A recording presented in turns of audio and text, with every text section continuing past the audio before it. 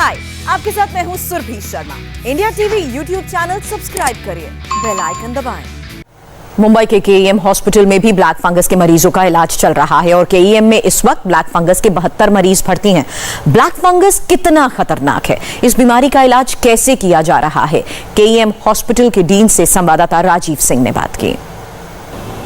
मुंबई के केईएम अस्पताल में 72 म्यूकरमाइकोसिस के मरीज भर्ती हैं, उनका इलाज चल रहा है। हमारे साथ में अस्पताल के डीन हेमंत देशमुख जी हैं, उनसे बात करते हैं। हेमंत जी, कितने पेशेंट भर्ती हैं, किस तरह उनकी स्थिति है, क्या ऐसी भी स्थिति कुछ मरीजों के साथ हुई है कि उनकी आंखें निकालनी पड़ी है या किसी की कोई मौत हुई है? केईएम अस्पताल में फ़िलहाल तो 72 पेशेंट एडमिट है।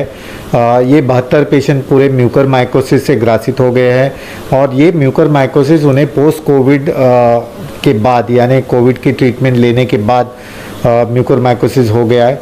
इन 72 पेशेंट में कुछ मरीज़ तो माइल्ड डिजीज़ है, कोई माइल्ड मॉडरेट है और कोई पेशेंट्स जिनको म्यूकरमाइकोसिस हमारे दिमाग के अंदर यानी ब्रेन के अंदर फैला हो चुका है।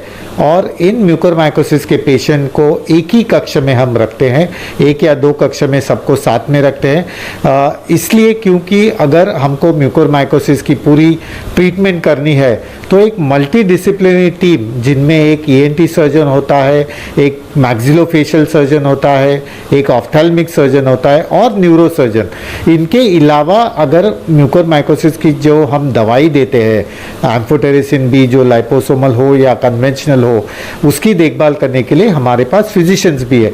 तो ये मल्टी डिसिप्लिनरी टीम हमेशा हर एक मरीज को देखती रहती है और एक मल्टी डिसिप्लिनरी अप्रोच होता है, जैसे कि जिसे अगर कोई आंख निकालनी पड़ी हो या कन्वेंशनल सर्जरी करनी हो या एग्रेसिव न्यूरो सर्जरी करनी हो, तो एक टीम साथ में बैठ के एक सलाह मशवरा करके एक सलाह देते हैं जिससे हम म्यूकरमाइकोसिस अच्छी तरीके से ट्रीट कर सकते हैं। तीनों में सबसे ज़्यादा खतरनाक कौन सा है, येलो फंगस, वाइट फंगस या फिर ब्लैक फंगस?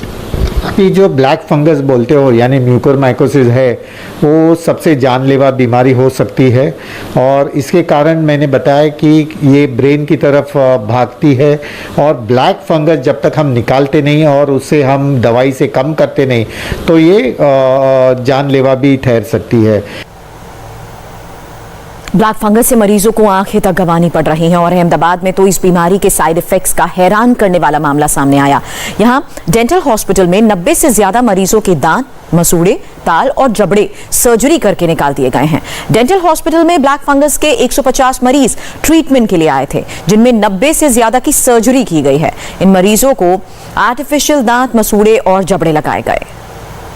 डेंटल कॉलेज के डीन ने बताया कि यह सर्जरी काफी जरूरी थी, अगर सर्जरी नहीं की जाती तो मरीजों का हाल खराब हो जाता। हमारे साथ बात करने के लिए डेंटल कॉलेज के एडिशनल डायरेक्टर और डीन डॉक्टर गिरीश परमार हैं। डॉक्टर साहब, ये बताइए कि कितना अनप्रेसिडेंटेड है, कितने केसेस अब तक आप लोग हैंडल करते हैं? जी, आपको बताऊं तो ये कोविड के पहले रेयरली हमारे पास साल में 1-2 केसेस म्यूकर के आते थे, म्यूकरमाइकोसिस के। अभी ये सेकंड वेव की बात अगर आपको बताऊं तो उसी टाइम आज तक मोर देन 150 पेशेंट्स हमारे यहाँ ट्रीटमेंट ले रहे हैं। उसमें से around 97 right now are admitted, अभी हॉस्पिटल में एडमिट है और 90 से ज़्यादा सर्जरीज हमारे यहाँ हो चुकी हैं। तो अभी और भी वेटिंग वगैरह भी है? अभी भी पेशेंट्स का फ्लो चालू है, डेली 10-12 नए पेशेंट्स आते रहते हैं और उनका भी सर्जरी ही करना पड़ता है। ये जो म्यूकरमाइकोसिस में मेजॉरिटी केसेस में सर्जरी की ही आवश्यकता रहती है।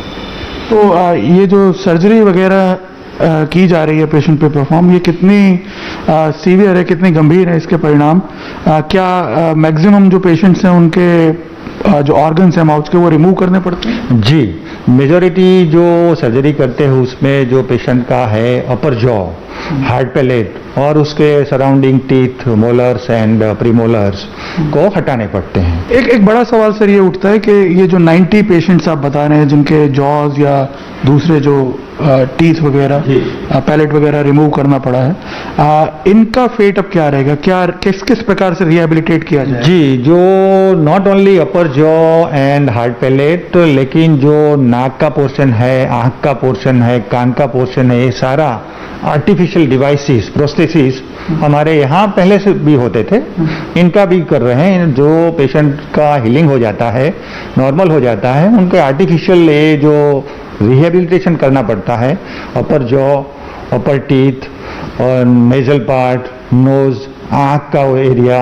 कान का एरिया, ये सारा और रिहेबिलिटेशन का भी हमारा एक अलग डिपार्टमेंट है, प्रोस्थेटिक्स डिपार्टमेंट, वहाँ एक काम सारा हो रहा है। बेसिकली निकालने की जरूरत क्यों पड़ती है? क्या ये इसको फैलने से रोकना और आगे कोई गंभीर परिणाम ना हो, फेटल ना हो जाए? उसमें ये पूरा नेक्रोस्ट हो जाता है, ये जो पोर्शन है पूरा नेक्रोस्ट हो जाता है। अगर नहीं निकालेंगे तो वो आगे फैलेगा और वो दर्दी का लाइफ एंड डेथ का सवाल हो जाता है। तो अर्लियर जितना हो सके जल्दी ये सर्जरी करके ये पोर्शन हटाने पड़ते हैं। हाय, आई एम सुरभि शर्मा। खबरों से अपडेट रहने के लिए India TV YouTube channel subscribe करिए, साथ में बेल आइकन जरूर दबाएं। जुड़े रहें इंडिया टीवी के साथ।